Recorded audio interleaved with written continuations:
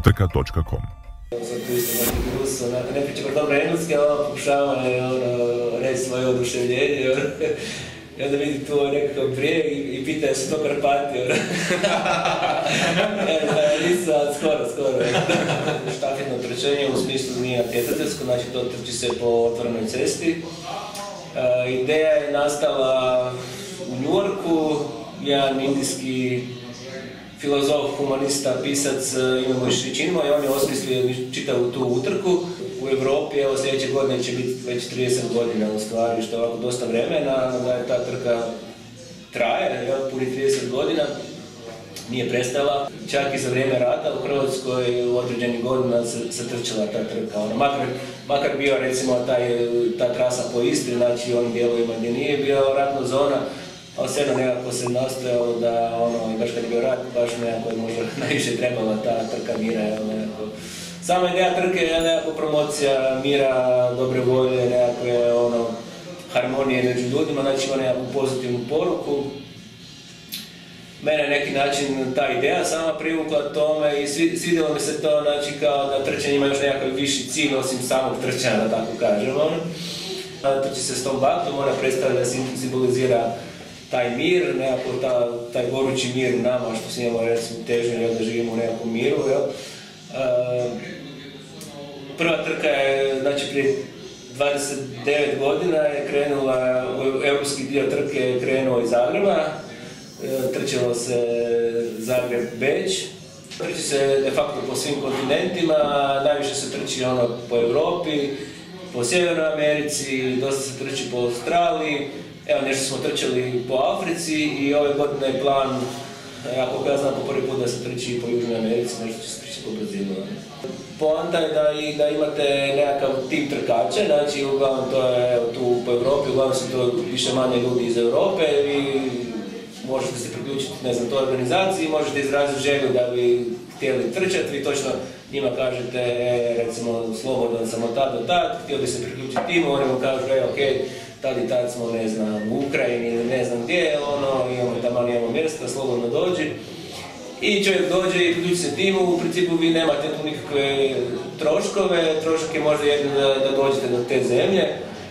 Princip je da ona država koja organizira, znači ljudi iz te matične države koje organiziraju utrku u toj državi, oni u principu na neki način, oni su koordinatori za tu zemlju, odnosno organizatori, i njihova zadaća da nekako omoguće tim trkačima da imaju spavanje, da imaju hranu, oni to ništa ne plaćaju. To njima sve osigurano, oni samo moraju doći i trče, da tako kažem, što naravno isto nije lako, oni će da nastati na cesti. Ali dobro, svi u principu znaju kad se odluči na to da to nije nekakav klasični godišnji odmor, da morate biti pripremljeni, da ćete biti malo inkomodirani, da nemate uvjeti kao doma, ali u principu uvijek ćete imati toplu vodu, mjesto za spavat, hranu, to će vam više manje uvijek biti osigurano, tako da te nekakve osnovne uvijek ćete imati. Koje su dnevne kilometraže, koliko ima odmora između? Da, pa dnevne kilometraže su negdje od 100, pa ajmo reći 120, 130, nekada 150 km, da odmah kažem, znači to ne pretrči jedna osoba, nego to imate to kao štafetno trčanje, znači vi se izmjenjujete svako prvo, ne znam, 5, 10, recimo do 15 km u komadu se pretrči, onda uđete taj kombi koji nas prati na putu, tamo se malo odmorite dok je neko drugi na cesti. Znači poanta je uvijek da je neko na cesti, da se uvijek pretrči ta dionica. I trči se recimo do obično negdje gdje imamo taj doček, obično je tu onda pauza za ručak. Ali to vam je to stvarno sve bude na brzinu s nogu, obično se već juri dalje. Znači, ujutro se već krene negdje, obično već oko 8 sati, znači imate ujutro nekakav doručak, obično je to onako žitarice, voće i to, znači ništa onako znate da se ne može baš trčiti, neki puni želudac, znači obično nešto lagano, onda imate, kažem, tu pauzu za ručak i navečer se trče onako, sad ovisno naravno kojem ste godišnjeg doba, ali nekako se, naravno, pokušava se izbjeći, naravno, mrak. To je nezgodno, ako ste na cesti po mraku, znači uvijek se trči se do mraka, sumraka. Ne znam da sam rekao, ali recimo da istračite čitavu Europu, znači da pređete sve zemlje Europe, negdje u prosjeku treba 6-7 mjeseci. I kreće se obično negdje od 2. mjeseca pa negdje do 8. Znači pokušava se izbjeći ta do 7. 8. Pokušava se izbjeći ta najveća zima i ono nekako baš ljeto nekako se to pokušava izbjeći. To su ekstremni, dok se doba i naravno da je onda teže doći. Koliko si kilometara napravio prilike, znači cijela ta ruta od Portugala do Rima? Joj, pa to ti je... Ja mislim, ne znam, ali mislim da se pređe 20.000 kilometara, ta ruta da traje. Pa da, mislim 6-7 mjeseci, kaže ima ljudi koji stvarno pređu svi 6-7 mjeseci, čitavu utrku, odnosno trku, nije utrka, nego trka. I tako, mislim to je jako, kako bi rekao, jako interesantno, vi vidite Europu nekako iz prve ruke, da, vidite svako selo, ne na svom putu, prođete kroz svako, kroz hrpu tih sela, prođete i kroz veće gradove. Koja je tvoja uloga ove godine u ovoj utrci kroz Hrvatsku? Da, pa ja sam se znači pridružio već prije niz godina toj organizaciji, trenutno imam tu neku funkciju kao koordinator te utrke za Hrvatsku, znači moja uloga je s mojim kolegama koji ste neke danas upoznali, mi u principu organiziramo to u Hrvatskoj, znači da to sve štima, da nađemo smještaj trkačima, da dogovorimo sa svim školama, sa svim gradovima te dočeke. Da, moramo naravno, tu morate i sa policijom dogovoriti se, morate imati njihovu pratnju, odnosno njihovo odobrenje da trčite po otvorenoj cesti kroz državu. I volimo naravno i sportaše, puno smo i naših poznatih sportaša već sreli, odnosno imali prijem kod njih, držali su tu našu baklju. Koliko vas ovako ljudi sa strane priključe kao što smo mi danas po klubu? Pa to nam je uvijek velika želja, uvijek nam je velika želja angažirati što više sportaša, pogotovo trkača, naravno, koji su srodni.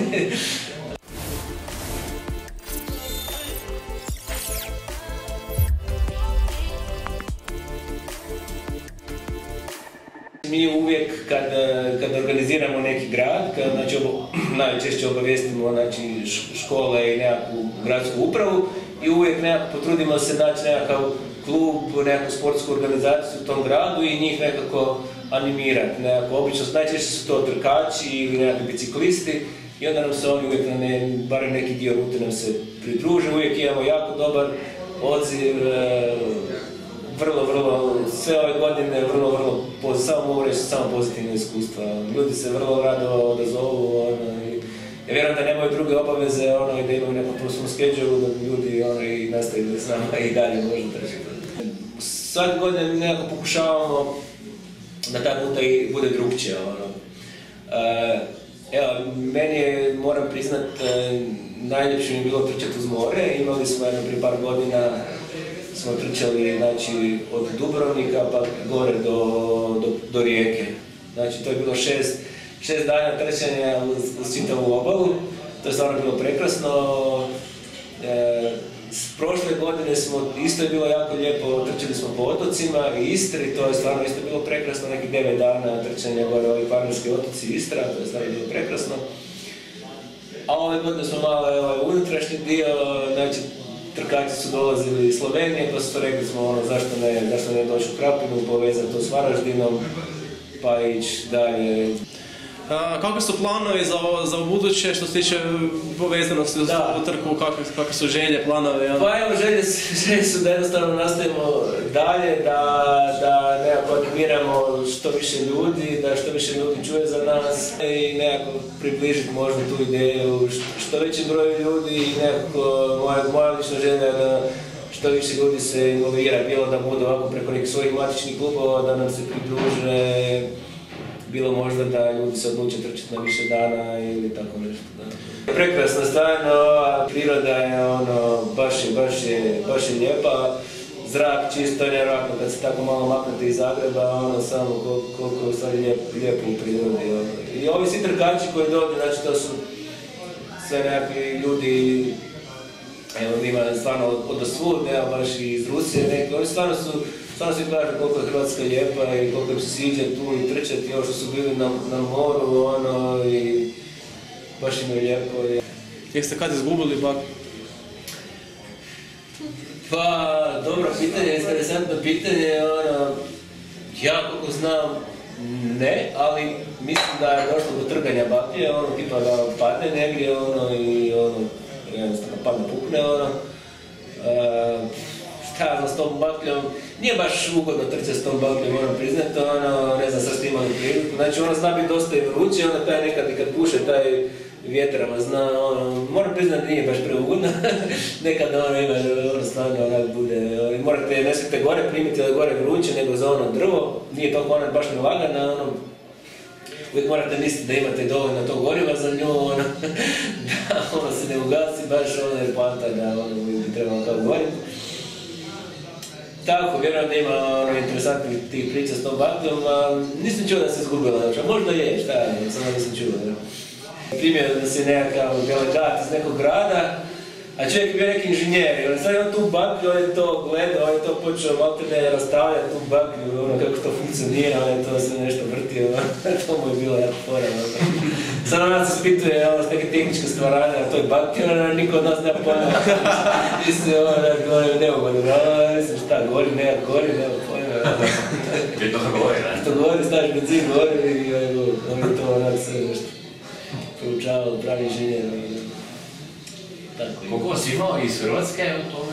Pa znači u Hrvatske nas ima pa ne znam, da li 10-ak sveukupno, možda maksimalno 10 ljudi koji su u tome, sad sad nas se u nekakvoj užoj organizaciji par ljudi, ali uvijek naravno svako nešto doprinese. Kažem, dosta je to zahtjevno, vi morate stvarno, vi sigurno znate i sami organizirate trke, znate koliko to uvijek ima neki detalje stvari na koje treba paziti, kažem i ta nekako promidžba i nekako ne znam, hoćemo i nekakve brošure i sprinter, pa onda nekakve zahvalnice kad dođete u neku školu ili nekog gradonačelnika želite mu dati nekakvu zahvalnicu ili majicu.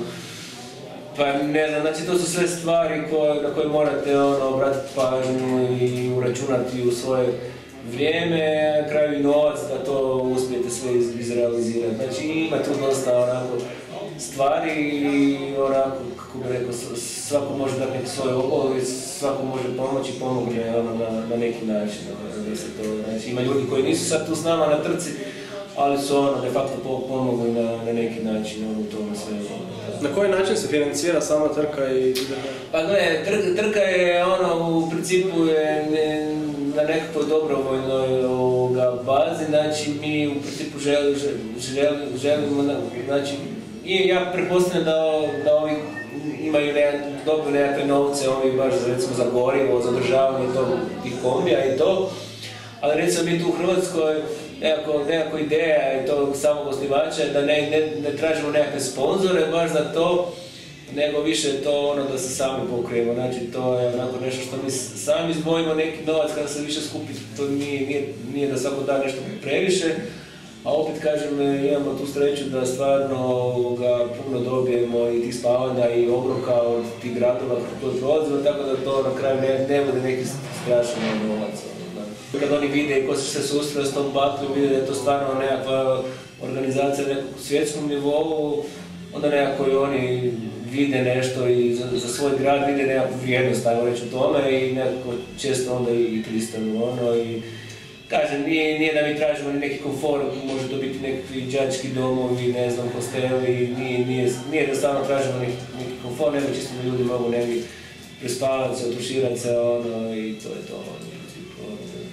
Nisu to ljudi koji dođu ovdje da traže nekakav stvarno neki komfor, nekakve hotel s 5 zvjezdica, nego jednostavno da mogu prespavati, otuširati se u toploj vodi i da dobiju nekakvu hranu.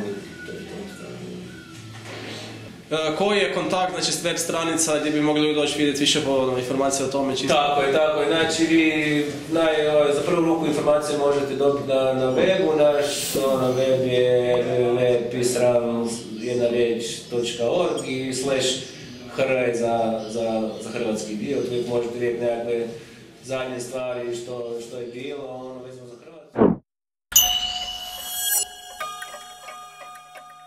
Utrka.com